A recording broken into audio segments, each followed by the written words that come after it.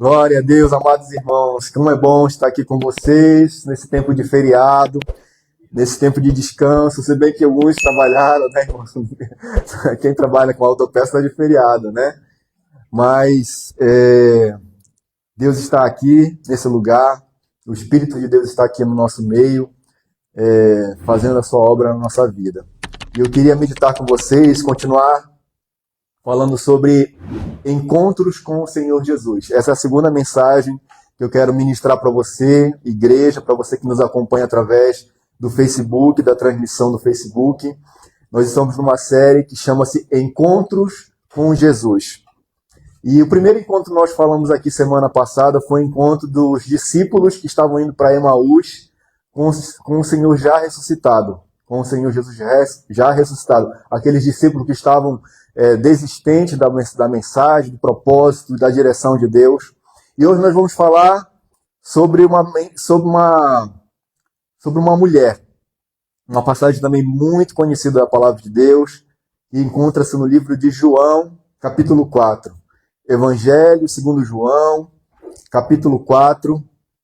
Nós vamos ler do 1, a princípio, do 1 ao 30. É uma leitura um pouco longa, irmãos, mas eu queria que você me acompanhasse. Queria que a Giovana colocasse aqui também no Data Show.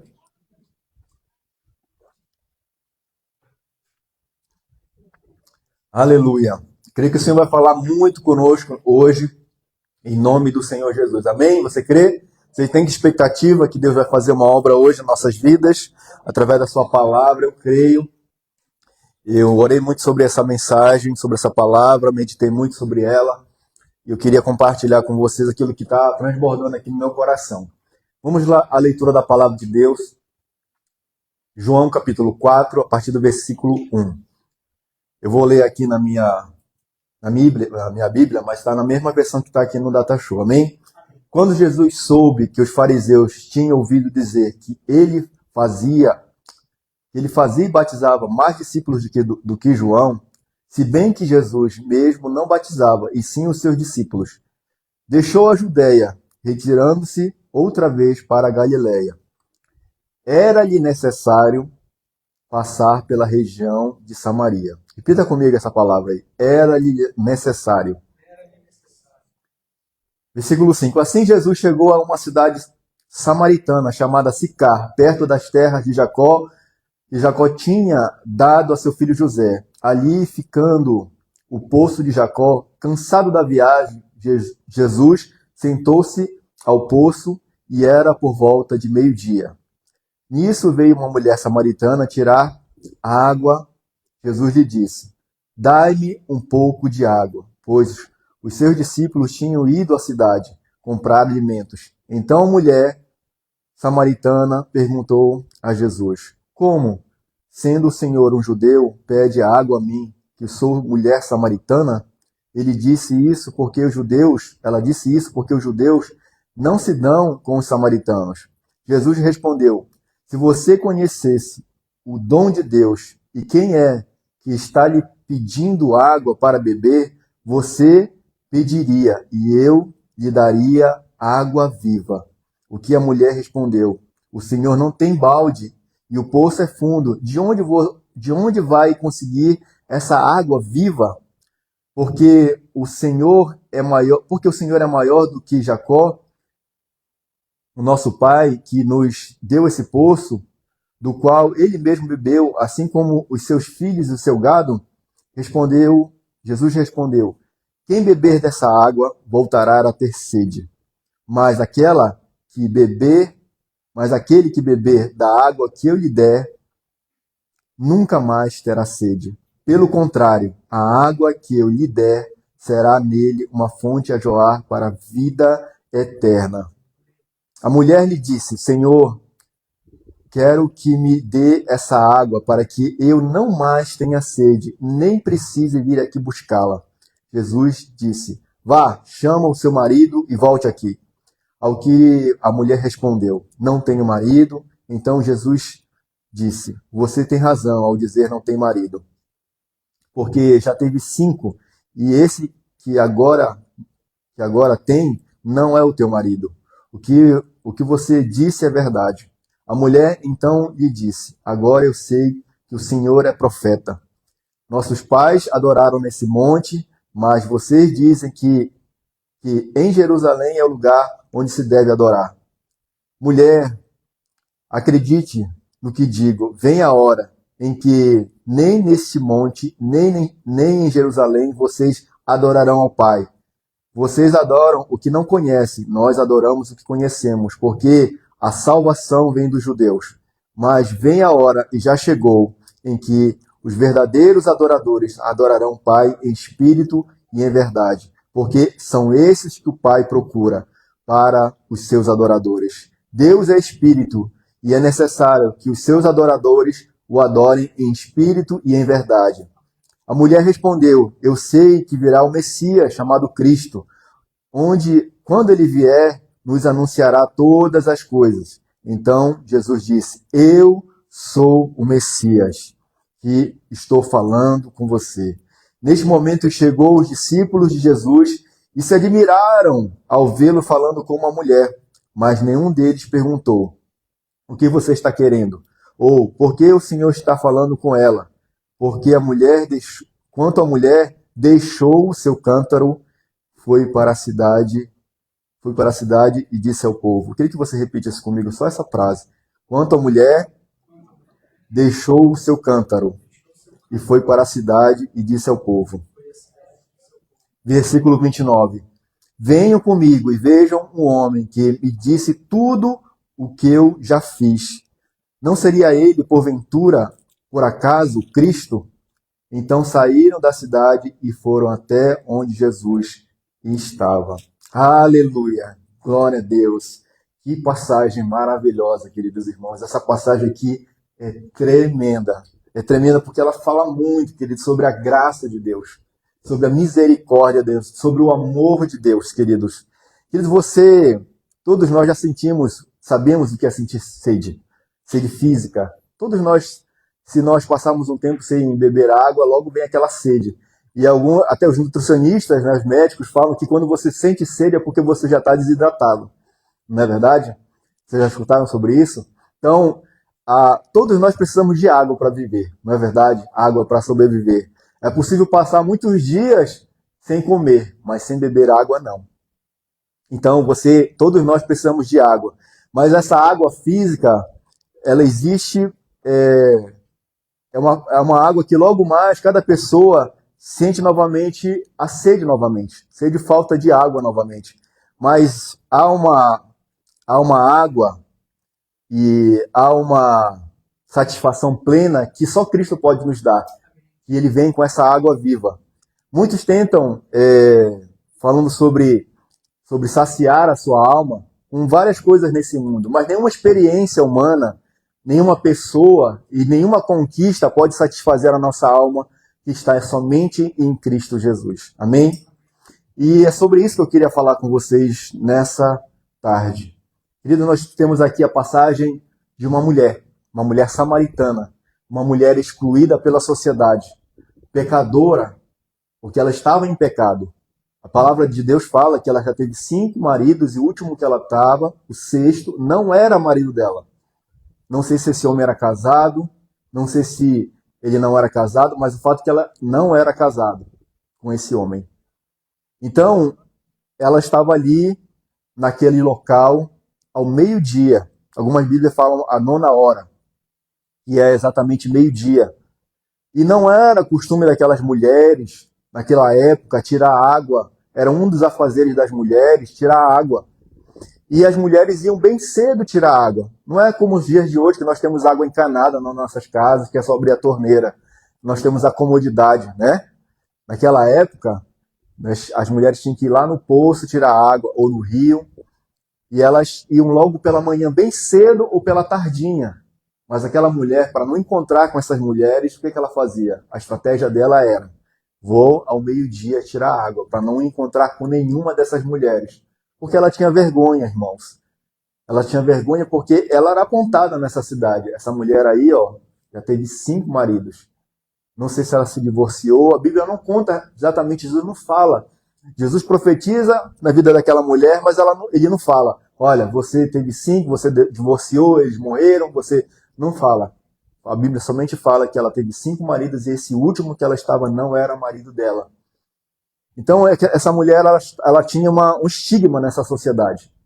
Ela era estigmatizada, né? Ela era,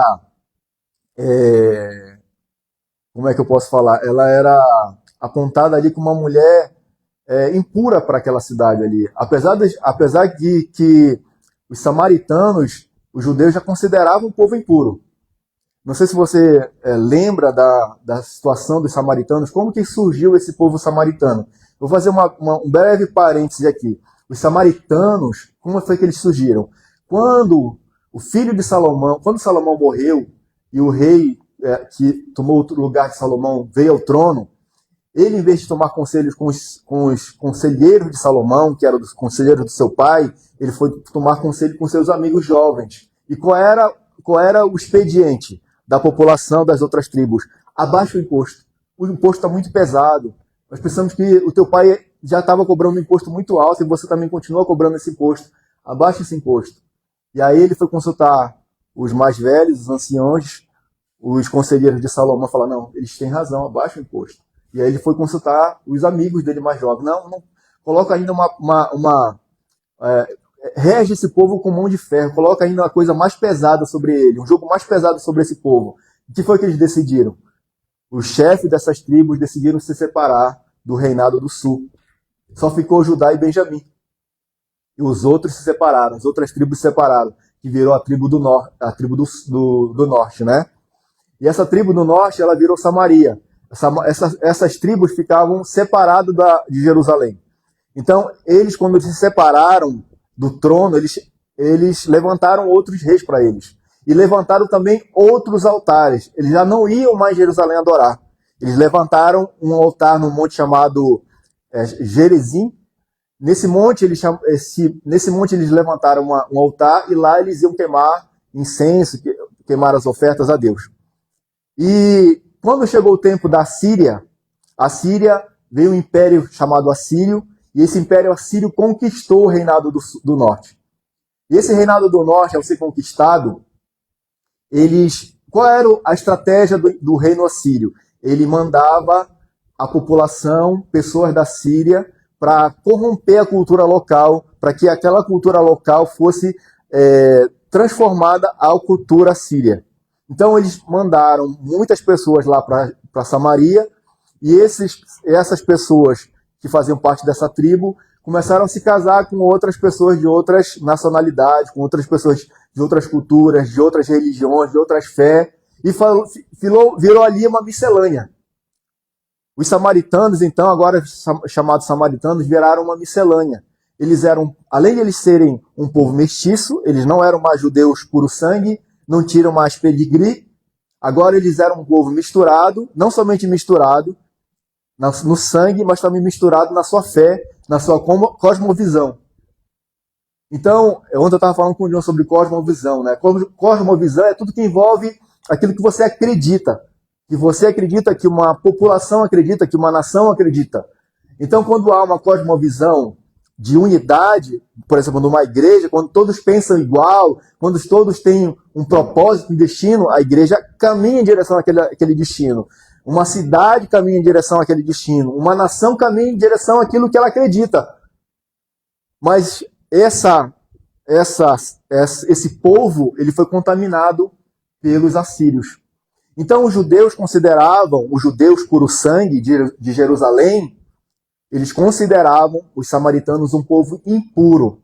Até os objetos que um samaritano tocasse, se um judeu tocasse, ele se tornava impuro também. Olha só o nível de impureza. Além disso, naquela época, as mulheres não tinham voz naquela sociedade. As mulheres não tinham voz naquela sociedade. Muito pelo contrário, as mulheres não eram consideradas nem segundo a imagem do Criador. Só eram apenas os homens. Então era uma sociedade patriarcal e até machista, por assim dizer. Mas Jesus veio para quebrar tudo isso. Jesus veio para quebrar tudo isso, amados irmãos em Cristo.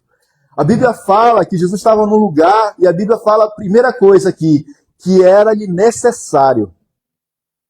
Necessário, queridos. Necessário passar por Samaria. Queridos, existem duas hipóteses aqui que está nessa palavra aqui, essa palavra necessário. A primeira hipótese era necessário passar por Samaria porque era obrigatoriamente um caminho que Jesus deveria tomar da Judéia para a Galileia. Então, necessário, geograficamente, fisicamente, era necessário passar por Samaria. Coisa que não é verdade. Quero desmentir essa primeira hipótese. Porque existiam muitos caminhos que chegavam da Judéia para a Galileia. Porém, o mais curto era por Samaria. Todavia, queridos, os judeus não usavam esse caminho. Porque tudo isso que eu falei aqui para vocês, eles não queriam se contaminar nem com a poeira daquela terra. Então os judeus não passavam, eles preferiam fazer outros caminhos para chegar na Galileia, quando eles vinham da Judéia, ou quando eles iam para Jerusalém. Eles não passavam por Samaria. Mas Deus, ele tinha um propósito. Deus, ele quebra tudo isso, queridos. Deus, ele quebra isso. Jesus tinha uma intenção de encontrar uma pessoa.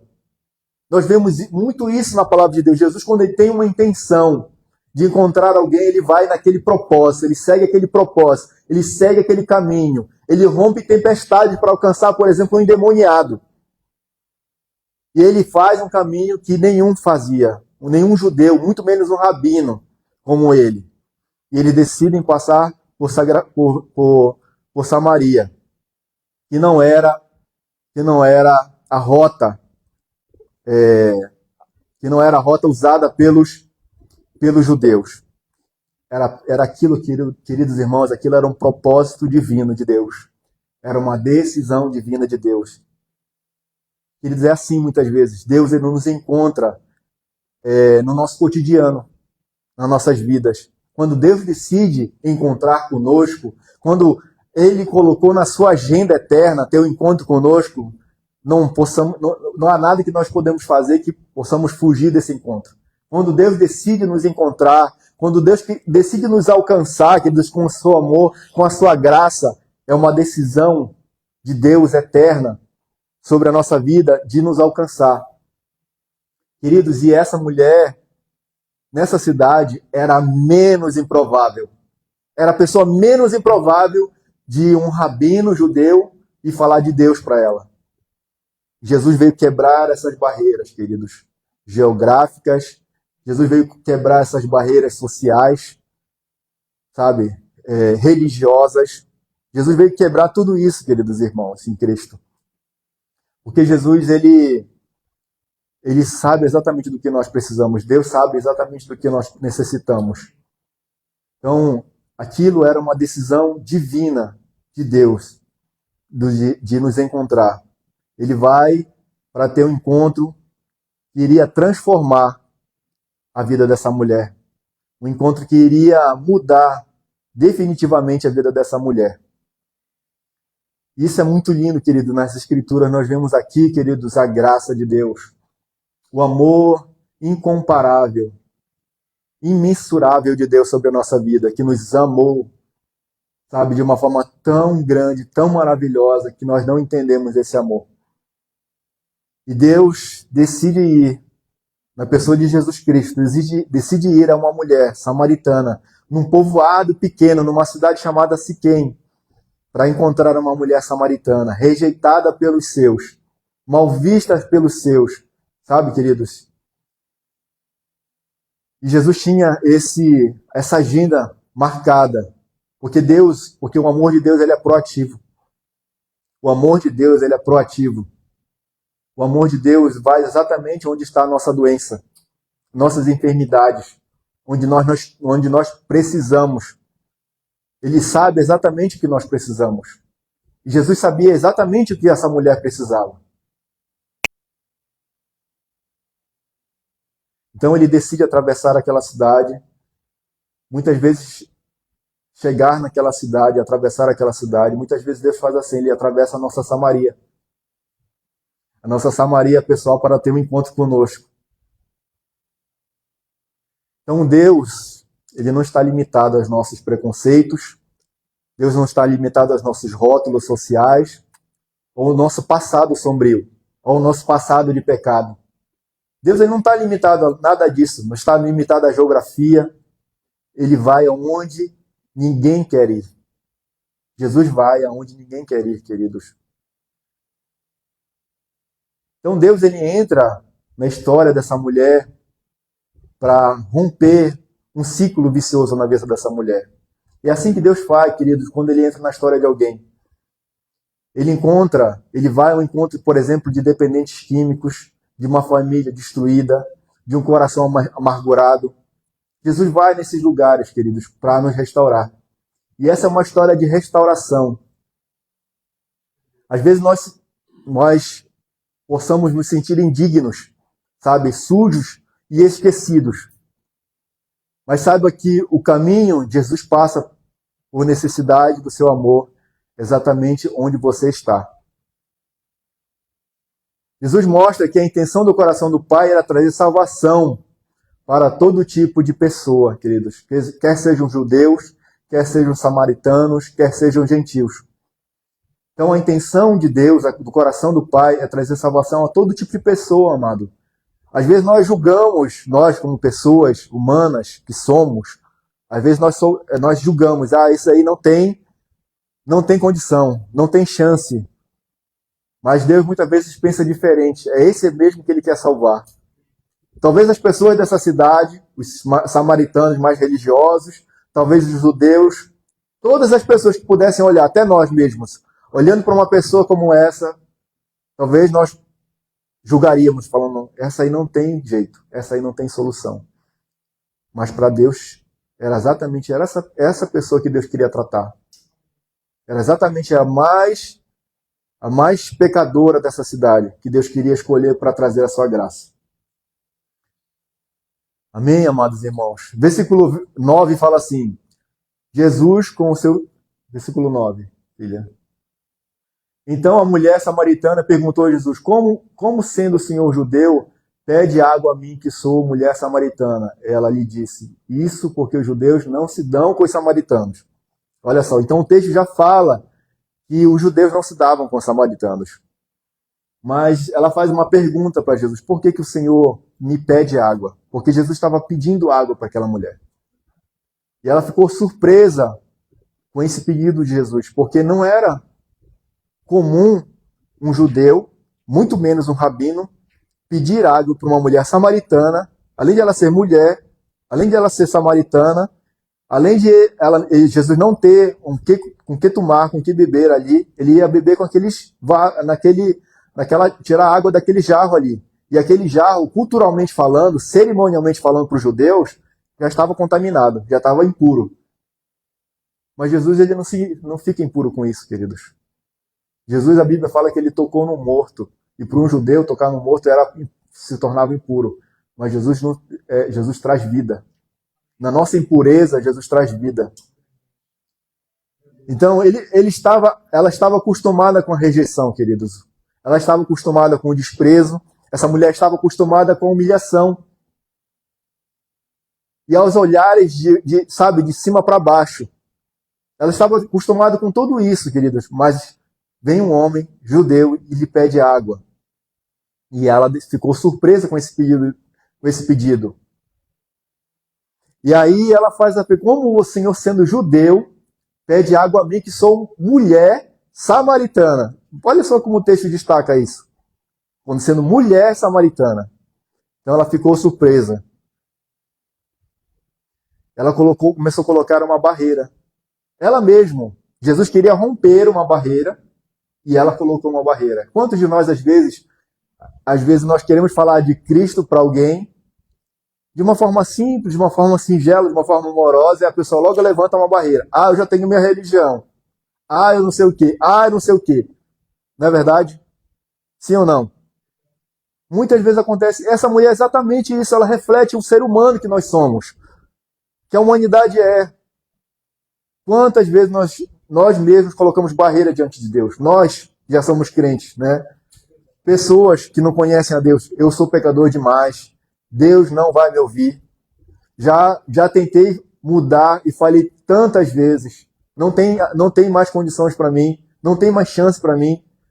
Minha criação e a minha religião já são suficientes. Tudo barreira que as pessoas levantam.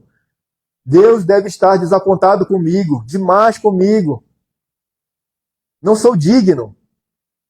Mas Jesus ignora essas barreiras e diz: eu vejo a sua sede. Eu vejo você. Eu vejo a sua sede. Eu te amo do jeito que você está. Vinde a mim, não é isso que Jesus fala? Vinde a mim do jeito que você está. Eu quero te transformar. O amor de Deus, ele nos aceita como nós estamos, mas não nos deixa como nós somos. Ele nos transforma. Ele nos transforma. Quer dizer, é um amor que transforma.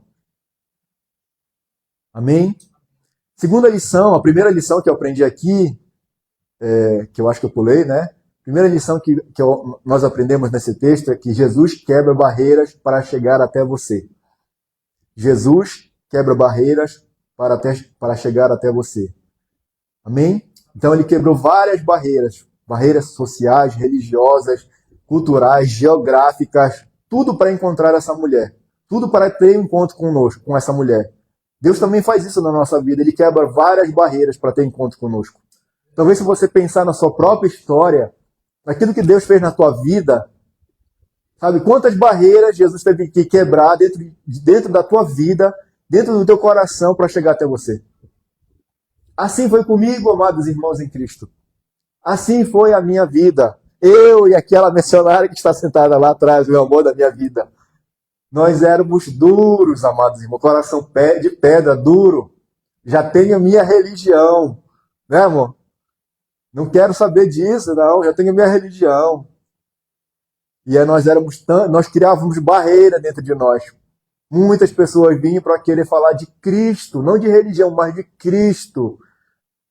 Cristo é tudo que Deus pode nos dar. Cristo, a beleza revelada do Pai. Cristo. É Cristo, queridos. E nós criávamos dentro de nós barreiras. Barreiras, impedimentos no nosso coração, na nossa mente, da forma como nós víamos o mundo. Às vezes, querido, dentro das pessoas não é por maldade. As pessoas, dentro delas, elas já têm um sofisma. Sabe o que é um sofisma?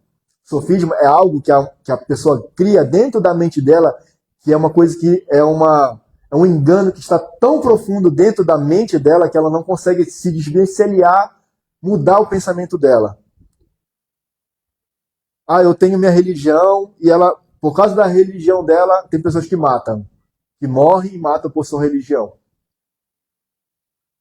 Mas não é disso que eu estou falando aqui, eu estou falando de Cristo. Eu estou falando de Cristo, Cristo que nos dá a água viva, essa água eterna que sacia a nossa sede interior. Esse vazio que existe dentro de cada um de nós, que nada nesse mundo pode saciar, quer sejam pessoas, relacionamentos, profissões, riquezas, nada disso pode saciar essa sede. Nada disso pode tirar esse vazio que existe dentro de nós. Somente Cristo pode preencher esse lugar que é dele. Que é dele, queridos. Todos nós fomos criados para a glória de Deus. Até um esquimó, até um índio lá na floresta, ele quer adorar a Deus, porque existe um vazio dentro dele, amados irmãos. Existe um vazio dentro deles. Eles foram criados à imagem e semelhança de Deus, e algo se perdeu. Sabe, o pecado criou essa distância de Deus e os homens. A segunda lição que eu aprendo nesse texto, Jesus conhece a sua sede. Além de conhecer a sua sede, Jesus te satisfaz. Ele é o único que te satisfaz. Não há nada que possa nos satisfazer melhor do que Jesus Cristo. Por mais que pessoas, por exemplo, que já foram tão bem-sucedidas, como a irmã Kelly, pessoas que você vê, por exemplo, milionários, bilionários, mas muitas dessas pessoas, elas têm um vazio, muitas vezes. Porque a riqueza, o patrimônio, sabe, as riquezas financeiras, elas trazem uma alegria momentânea. Não é uma alegria eterna, sabe? É uma alegria que vem e logo passa. Um relacionamento, sabe? Um presente que você possa ganhar. Tudo isso te traz uma alegria momentânea, uma festa que você possa ir, uma balada que você possa ir, uma bebida que você toma, sabe? Um drogado que usa uma droga. Satisfaz aquilo momentaneamente. Mas nada pode satisfazer, sabe, esse vazio que tem dentro do nosso peito. Somente Cristo pode nos satisfazer. Então, Jesus, ele conhece a nossa sede. Jesus conhece a nossa sede. Jesus conhece a nossa sede, conhece o nosso vazio. Mas além de conhecer Jesus, é Ele que nos satisfaz. Versículo 10 fala assim, Jesus respondeu e disse-lhe, se tu conheceras o dom de Deus e quem é que te diz, dai-me de beber, tu lhe pedirias e eu te daria água viva. Então, querido, se você conhecesse, Jesus estava dizendo para essa mulher, se você conhecesse o dom de Deus, sabe qual é esse dom, queridos? É a graça de Deus. Esse presente, esse favor imerecido de Deus. Esse dom esse presente, essa graça que nós não merecíamos, nós não merecemos. Como o irmão Boni falou aqui certa vez, que a nossa justiça é só como trapos de imundície, não há nada que nós possamos fazer, sabe, para nos justificar diante de Deus. Nem obras, nem nada disso. Só Ele pode nos satisfazer, queridos. E só Ele tem esse dom de Deus, essa graça de Deus.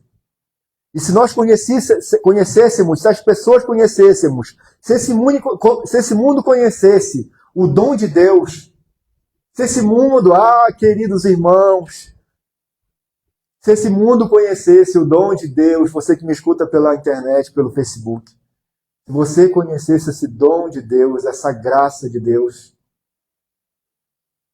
sabe, essa água viva que só o Senhor Jesus pode saciar na tua vida, na minha vida. Aquela mulher tinha uma sede na alma. Querido, nada podia saciar essa sede. Nada podia saciar essa sede. Ela tinha um vazio. E o ser humano, as pessoas sem Deus, sempre estão nesse vazio em suas almas. O ser humano sem Deus, as pessoas sem Deus, sem Cristo, elas têm um vazio dentro das suas almas. Muitas não conhecem ainda, não sabem que precisam de Deus. Não reconhecem que precisam de Cristo. Mas esse vazio está lá. Esse vazio está lá. Tem muita pessoa ímpia, gentílica, né, que ainda não conhece a Deus e não teve encontro com essa pessoa de Cristo. Ao escutarem, por exemplo, um louvor cristão, cristocêntrico, sabe, ungido, elas se emocionam, elas choram, elas falam, por que estou chorando? É porque o vazio, queridos, que existe dentro dessas pessoas. Elas não conheceram ainda o dom de Deus. Esse dom de Deus que Jesus tem para nos oferecer. Essa água viva que Jesus está oferecendo a essa mulher e que Jesus nos oferece nessa tarde. Então, cada um tenta a sua maneira resolver esse problema, esse vazio. Todas as pessoas tentam resolver de alguma maneira esse vazio, esse problema desse vazio.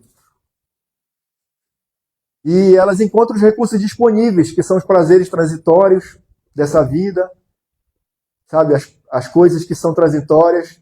É uma busca incessável, que é vã, que não leva a lugar nenhum, que não traz felicidade. Então os homens, as pessoas, elas tentam preencher preencher o anseio da eternidade da alma com aquilo que é rápido, que é passageiro, que é transitório, que jamais poderá preencher o que é eterno. O que é transitório jamais poderá preencher o que é eterno. Jamais, queridos. Queridos, eu vi essa semana de feriado, né? Que passou, eu acho que foi na quinta, eu acho. Eu vi um filme que em inglês chama Jesus Revolution, que em português ficou Movimento de Jesus. Não sei se vocês já assistiram. Então, esse filme conta a história real, verídica, de um movimento de hippies naquela época da década de 70, início da década de 70. E alguns hippies que tinham se convertido ao cristianismo começaram a pregar para esses hippies. E aí, no filme, um desses líderes desses hippies que se converteram chega à casa de um pastor tradicional. Porque esse pastor, a oração dele, ele via aqueles hippies na televisão, falava, meu Deus, essas pessoas não têm jeito, elas precisam de um banho, né? E aí a filha conversando com eles, né, com o pai, né, que era pastor, fala assim, não, mas se Deus lhe trouxesse uma pessoa como essa para você pastorear, para você conhecer, ele não acredita naquilo naquela hora, né? E ele vai na igreja dele, e a igreja dele, assim, então, tem pessoas de idade já, né? Assim, pessoas de idade, e aí tá bem morna a igreja, e aí ele sai do culto, ele fala assim, ele vai pro quarto dele e fala assim, Deus meu, por que me desamparaste, né? Porque ele estava sentindo também um vazio, uma mornidão espiritual. E aí a filha dele encontra esse hippie na estrada, e ela para da carona para esse hippie e leva ele para casa dela, para conhecer o pai dela. Quando ele chega na cozinha, o hippie tá comendo lá. Aí ele pega até um susto. Quem é esse cara aí, tal, quer expulsar o cara de casa. Ela fala, pai, você precisa falar com esse homem. Ele é diferente. Ele é diferente. E aí na conversa que ele tem com o pastor, ele fala assim, sabe, pastor, esse povo, eles estão buscando a Deus. Ele fala assim, como assim buscando a Deus? Eles usam drogas, eles praticam sexo, eles vivem essa vida aí dissoluta. Como assim eles estão buscando a Deus? Querido, pastor, eles não sabem, mas esse é um vazio que existe dentro deles. E eles estão preenchendo isso com essas coisas, com as drogas, com sexo ilícito, com rock. Porque era aquela sexo, droga e rock and roll, né? Essa era o slogan daquela época dos hippies.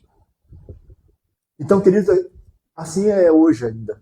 Tem muita gente querendo preencher o vazio com essas coisas desse mundo. Muitas pessoas estão preenchendo o vazio com relacionamentos, com festa, com balada, com bebida, sabe? Até mesmo coisas que são lícitas, por exemplo. Eu vou assistir aqui uma série e esquecer da vida, né? A gente se envolve ali na série, né? Um dorama, né? Né, Giovana? Assim, dorama? Tem um pastor que falou que isso não é de Deus. Dorama. Então, queridos, muitas pessoas tentam fugir da sua vida. Essa é uma forma de fuga às vezes, queridos. E muitas pessoas tentam, dessa forma, fugir do seu vazio interior, porque elas não tiveram encontro com Jesus Cristo. Então essa mulher samaritana aqui, ela já teve 5 maridos. Talvez relacionamentos fracassados. Talvez relacionamentos que não deram certo por causa de alguma situação. Naquela época, a Bíblia fala que Moisés tinha dado o direito de carta de divórcio. Mas entre os rabinos judaicos, falavam que no máximo era 3 divórcios. E ela já estava no 5º, provavelmente. 5º divórcio, e o marido que ela estava, a pessoa que ela estava, na verdade, não era o seu marido. Então eram relacionamentos fracassados. Imagina só, um relacionamento já é difícil, né, amados irmãos? Pra gente poder manter nosso casamento ali na linha, em dia, né? Manter o amor em dia, né, Boni? Sabe? Mas imagina de pessoas que pensam assim, muitas pessoas que pensam assim, eu vou me divorciar e vou conhecer outra pessoa. E aí fala assim, você só está trocando de endereço. Porque os problemas continuam. As coisas não foram tratadas, não foram resolvidas. E talvez seja exatamente isso que essa mulher está vivendo. Relacionamentos fracassados, isso traz sofrimento. E além do sofrimento, trouxe exclusão para a vida dela. porque ela era mal vista na sociedade. Porque provavelmente a pessoa que ela estava vivendo era casada. E ela estava atraindo ali, o marido dela estava atraindo, aquela pessoa estava atraindo a esposa, talvez, com ela. Mas Jesus tem algo novo para ela, para essa mulher. Assim como Jesus tem algo novo para a nossa vida. E aí Jesus não conversa essa conversa apenas querendo apontar simplesmente o dedo. Olha, você tem 5 maridos, você já teve 5 maridos, e o marido que você tem agora não é teu marido. Não é desse jeito que Jesus está falando, não. Jesus está falando aquilo para confrontar ela com amor, para que o confronto traga mudança, transformação na vida dela. Foi a forma que Jesus encontrou de profetizar na vida daquela mulher, e ela fala assim: vejo que você é profeta. Às vezes a gente só acredita em Cristo quando vem o sobrenatural. Tem muita gente que é assim, ele busca de uma igreja para outra profecia. Só se o profeta levantar a voz, eis que te digo, assim diz o Senhor. Muito perigo com isso. Muito perigo, muito cuidado com isso. Muito sério isso. Você dizer assim diz o Senhor para uma pessoa. Então, ele começa falando de um presente, queridos. O que foi que Jesus falou antes disso? Eu tenho uma água para te dar. Antes de Jesus falar sobre esses maridos dessa mulher, Jesus fala assim: eu tenho uma água para te dar, o dom de Deus. Você não conhece esse dom de Deus. Se você conhecesse esse dom de Deus, você me pediria e eu te daria água viva. E ela fala assim: como assim? O Senhor não tem balde, o Senhor não tem corda, o poço é fundo. Como assim você vai tirar a água viva daqui? Quer dizer que o Senhor é maior que nosso pai Jacó, que nos deu esse poço. Jesus fala assim: eu conheço Jacó. Quando eu me lembrei que eu estava falando com o João sobre essa passagem, sobre esse versículo, eu me lembrei que quando Jacó teve um encontro com Deus ali em Peniel, ele encontrou um anjo, o anjo do Senhor. Só que quando no final da batalha ali o anjo quer ir embora, e quando a gente encontra na palavra de Deus anjo do Senhor, provavelmente é uma teofania de Cristo. E aí ele agarra a perna do anjo e não deixa o anjo sair antes que ele o abençoe. Se você não me abençoar, eu não vou te deixar ir. E aí, no final da história, o anjo recebe a adoração, porque anjo não recebe adoração. Então aquilo era Jesus. Era uma teofania, cristofania de Deus, de Cristo ali no Velho Testamento. Então por isso que quando Jesus fala assim: eu conheço Jacó, eu sei quem era Jacó, eu lutei contra ele lutou contra mim, ele agarrou o meu pé, e no final de tudo, eu mudei o nome dele. Mudei o nome dele de Jacó, que era enganador, usurpador, para Israel, que é príncipe de Deus. Quando Deus tem um encontro conosco, ele muda a nossa vida, ele transforma a nossa vida. Encontro com Deus, encontro com Cristo, transforma a nossa vida. Tem que transformar a nossa vida. Necessariamente precisa ter dentro de nós transformação. Assim como houve na vida dessa mulher transformação. Jesus tinha um presente para essa mulher, água viva. Sabe, a religião muitas vezes nos fala sobre nós temos que fazer algo para Deus. Mas Jesus fala sobre o que Deus já fez por nós. Às vezes a religião fala isso, né? Que nós precisamos fazer assim, assado, precisamos cumprir um rito assim, assado. Mas nos lembramos, não, esquecemos do que Deus fez por nós. A gente está tão, às vezes, com nossos olhos fixos na religião e não na graça de Deus, naquilo que Jesus fez, o dom de Deus. Queridos, então, a salvação não é um conjunto de regras. Essa água viva não é um conjunto de regras, de passos que nós devemos dar passo a passo. Essa água viva que Jesus tem para nos dar é o próprio Cristo. É a própria pessoa de Cristo. A água do poço representa o quê, queridos? A tradição. A tradição religiosa daquelas pessoas ali daquele lugar. E talvez representa também o esforço humano. O esforço humano para querer se chegar a Deus. Algo que sacia temporariamente, queridos.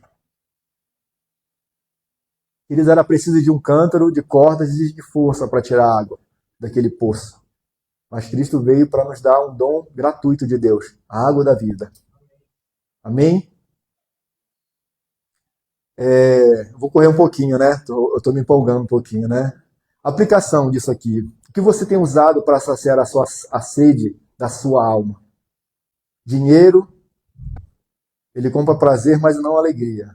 Relacionamentos, pessoas são falhas e podem nos decepcionar. Reconhecimento e sucesso, a fama é passageira, os aplausos acabam.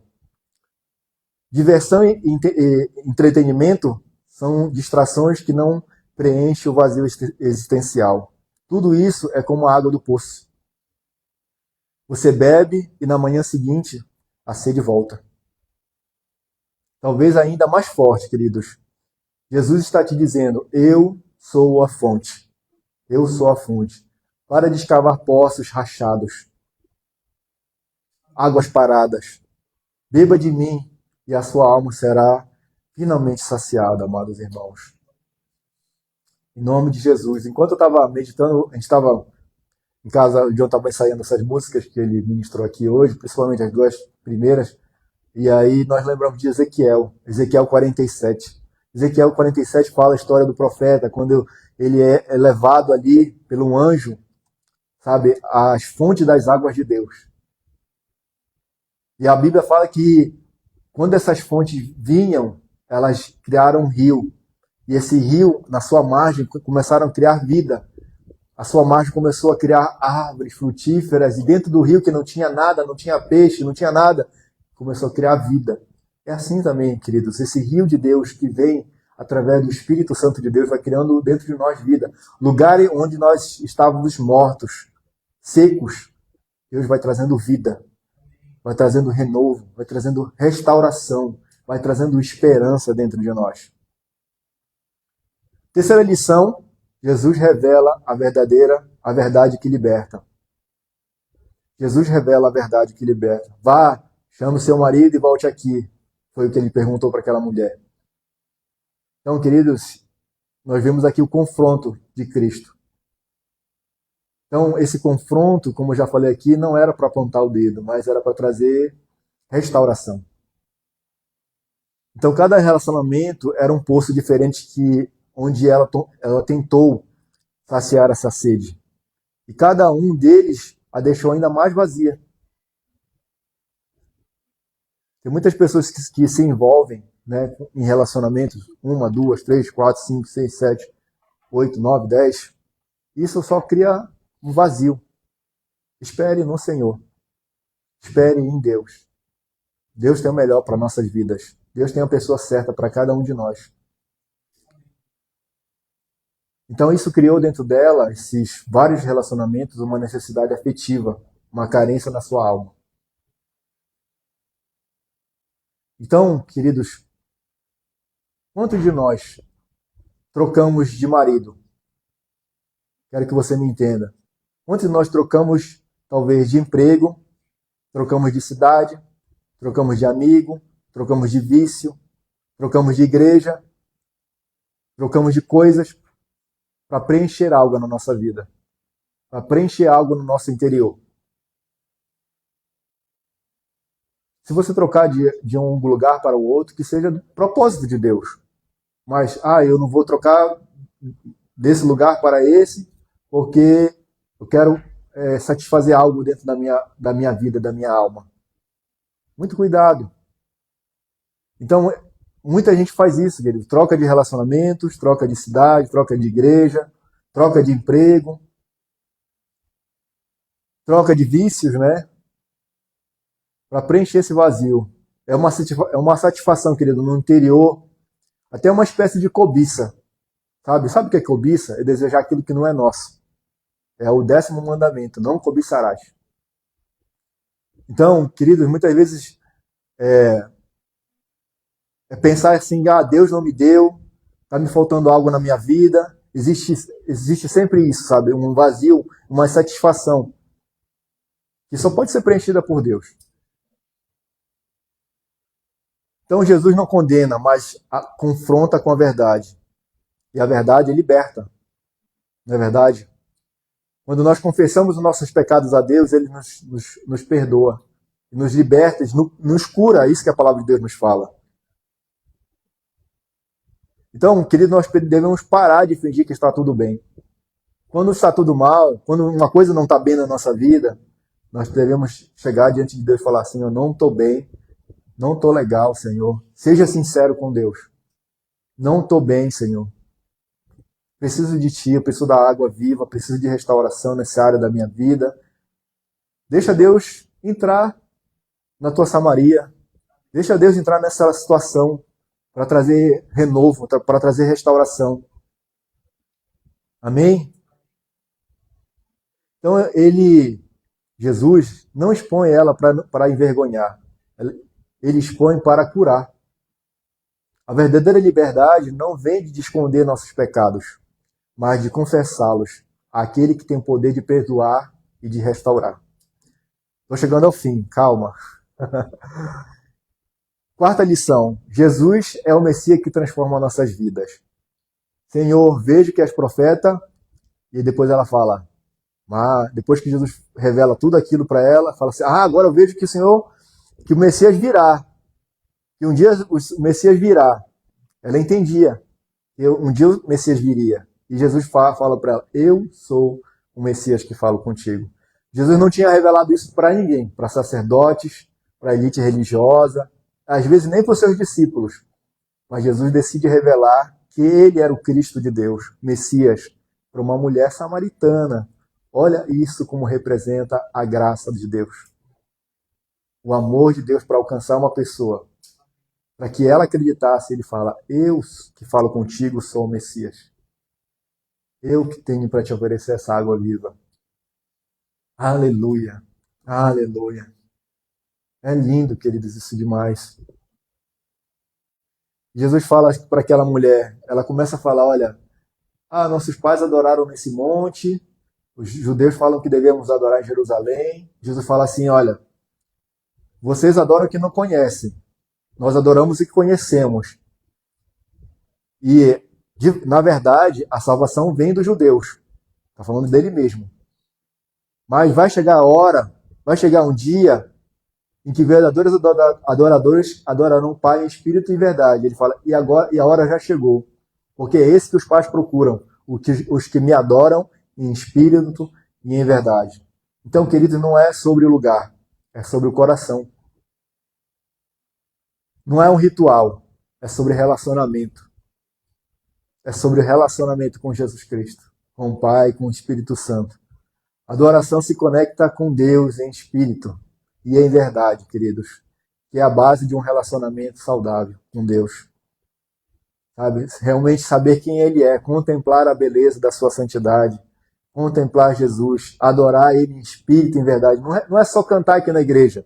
Adoração, né, o John sabe muito bem disso, que não é apenas cantar aqui na igreja. Adoração é um estilo de vida, de rendição a Deus. Você pode adorar no seu trabalho, na sua casa, sabe, no açougue, escutando lá o seu fone de ouvido, e reconhecer a soberania de Deus em tudo, e se render a Ele, com um coração honesto, queridos. Aleluia.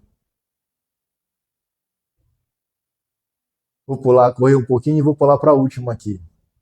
Quinta lição é que esse encontro, essa é a última lição, esse encontro ele gera dentro de nós mudança, transformação. O encontro com Jesus, ele gera dentro das nossas vidas transformação. E depois que essa transformação é gerada, ela gera testemunho. Ela gera testemunho. Vamos ver aqui no versículo, acho que no versículo 28, filha. 28. Abre para mim rapidinho. Aqui mesmo. Quanto a mulher, deixou o seu cântaro e foi à cidade e disse ao povo: venham comigo e vejam o homem que me disse tudo o que eu fiz. Não seria ele, por acaso, o Cristo? Volta no 28. Quanto a mulher, deixou o seu cântaro. Queridos, É aqui que a nossa mensagem chega ao fim. Essa mulher deixou o cântaro. Sabe o que representa esse cântaro, amados irmãos? Esse cântaro era um símbolo da sede daquela mulher, da sede natural. Era um símbolo da vida antiga dela. Era um símbolo de derrota. Era um símbolo da rotina que ela tinha ali, de vergonha. Era um símbolo do fardo que ela precisava carregar. Era um símbolo de vergonha e do passado que essa mulher carregava.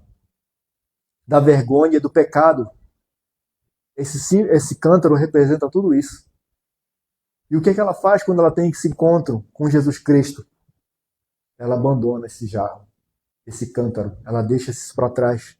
Isso representa a nossa vida, queridos. Quando nós encontramos Jesus, tudo aquilo que era vergonha na nossa vida, nós abandonamos, descartamos da nossa vida, retiramos da nossa vida. Deixamos para trás toda a nossa vergonha, todo o passado de pecado, sabe? Tudo aquilo que trazia essa vergonha na vida dessa mulher, simbolizava esse cântaro. Ela deixa para trás. Ela diz, eu não preciso mais disso. Encontrei algo melhor. Quando nós encontramos Cristo, nós encontramos algo mais precioso que todas as coisas. Então, todas as outras coisas se tornam secundárias e irrelevantes muitas vezes na nossa vida. Encontrei, sabe, eu fui atrás de água numa fonte, num poço de águas paradas, e eu encontrei uma água viva. Uma água viva que jorra a vida eterna. Eu encontrei o propósito da vida. Ela chegou ao poço preocupada com a água física e saiu sem ela, mas o coração transbordando da água viva, dessa água viva. E ao ter esse encontro genuíno com Jesus, ele gera dentro de nós, ele precisa gerar testemunho. Quando nós nos encontramos com Cristo, e Cristo traz essa água viva para nosso interior, saciando a nossa sede, preenchendo esse vazio, nosso segundo passo é que esse encontro precisa gerar dentro de nós transformação. E essa transformação gera dentro de nós testemunho. E aí você já não quer mais guardar para você mesmo essa grande notícia. Olha, ela corre para a cidade. Eu conheci alguém. Versículo 29, filha. Eu conheci alguém, porventura, e me disse tudo o que aconteceu na minha vida. Porventura não é ele, o Cristo? Quando Jesus entra na nossa vida, transforma, cura, sara, nos liberta, precisamos agora que essa transformação gere testemunho. E esse testemunho é dizer, olha, Jesus mudou a minha vida. Jesus me lavou, me restaurou. Jesus me perdoou. Eu, que era uma pecadora, eu, que tinha uma vida, sabe, com vícios sexuais, com problemas na área sexuais, eu que estava distante de Deus, eu que era envergonhada, Cristo transformou tudo isso. Cristo transformou tudo isso. E agora eu quero compartilhar com a cidade, eu quero compartilhar com você esse Jesus, esse Cristo que transformou a minha vida. Eu era assim e agora sou assim, ela começou a dizer, sabe? Ele me ouviu quando ninguém queria me ouvir. Ele me deu paz no meio da tempestade. Ele me perdoou e me deu um novo começo. Querido, isso é testemunhar. Isso é evangelismo. Quando você compartilha o que Deus fez na sua vida. Não é preciso você saber teologia para falar de Jesus Cristo. Às vezes tem muita... Por exemplo, o japonês, a igreja japonesa, uma das grandes dificuldades da igreja japonesa aqui no Japão é que para eles compartilharem Jesus Cristo, eles acham que precisam estar super preparados teologicamente para falar de Jesus para alguém. Quando, na verdade, a Bíblia fala que é simples. Essa mulher se tornou a primeira missionária aos gentios. Foi a primeira missionária que levou o evangelho às pessoas que não eram judeus. Como que ela levou? Com testemunho apenas, só falando aquilo que Jesus fez na vida dela. Isso fala muito para nós também, como igreja. Queridos, nós não precisamos de teologia para falar de Jesus Cristo. Nós precisamos só, expressar e testemunhar aquilo que Deus já fez na nossa vida. Isso é evangelismo simples, puro e eficaz para todos nós, queridos. Aleluia. Eu queria que você se colocasse de pé. Então, querido, Jesus quebra todas as barreiras para chegar até você. Ele conhece a sua sede mais profunda e oferece essa água viva para saciá-la. Ele revela a verdade sobre você, não para condenar, mas para libertar. Ele é o Messias, que pode mudar completamente a sua história, e quando ele transforma, você se torna um canal de transformação para os outros. Então, queridos, você que nos escuta pela internet, vocês, amados irmãos que estão aqui, Jesus está aqui nesse lugar hoje. Você crê que Jesus está aqui? Eu creio que Jesus está aqui. O Espírito Santo está aqui nesse lugar. Querido, Jesus está sentado à beira da fonte da sua vida. Jesus está sentado à beira dessa fonte da sua vida, esperando para ter um encontro com você. Feche os teus olhos agora. Você deseja ter um encontro com Jesus Cristo. Ele te espera naquele lugar. Ele espera à beira da fonte sentado, esperando por você. Talvez você esteja com sede, cansado, sobrecarregado, com os fardos dessa vida. Os fardos pesados. Talvez você esteja carregando um cântaro pesado. Um cântaro que muitas vezes simboliza o pecado, a vergonha. Mas Jesus, Ele quer ter um encontro com você nessa tarde, nesse dia.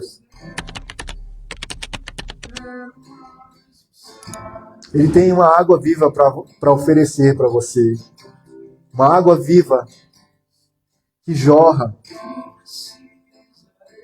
para a vida eterna, queridos. Talvez você seja já um crente. Talvez você já entregou a sua vida para Jesus. Mas ainda carrega o cântaro pesado do legalismo. Talvez você carregue o cântaro pesado da religiosidade. Carrega o cântaro pesado do medo, da culpa. Ele te diz, deixa esse cântaro. Viva na liberdade. Viva na minha graça. Viva na liberdade que a minha graça te proporciona, amado irmão. Talvez você já foi transformado. Ele te diz, nessa hora, não guarde só para você essa fonte. Corra para a cidade. Diga a todos, vinde um homem. Vejam, um homem que mudou a minha vida. Queridos, compartilhe. Se Jesus já transformou a sua vida, não guarde essa fonte contigo, não guarde essa água viva somente com você. Compartilhe essa notícia, corra para a cidade, corra para as pessoas que você conhece, corra para todos. Veja um homem que mudou e transformou a minha vida, me deu uma água que saciou a minha sede.